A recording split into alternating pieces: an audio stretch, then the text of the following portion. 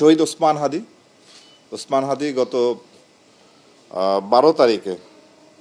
তিনি সন্ত্রাসীদের বুলেটে আহত হন, আঘাতপ্রাপ্ত হন, হাসপাতালে ভর্তি হন এবং 18 তারিখে উনি মৃত্যুবরণ করেন। এই ঘটনাটিও সংগঠনের পরপরই আমরা আমাদের সর্বোচ্চভাবে আমাদের যত প্রকার শক্তি আছে সব নিয়োগ করে আমরা দিন-রাত 24 ঘন্টা এটা নিয়ে কাজ করি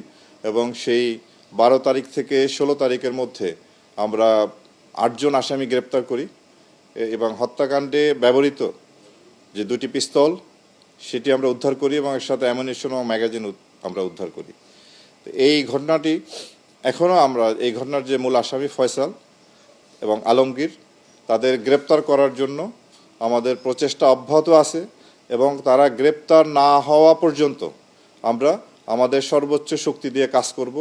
এবং ইনশাআল্লাহ আমরা তাদের গ্রেপ্তার করতে সক্ষম হব বলে আমি আশাবাদী।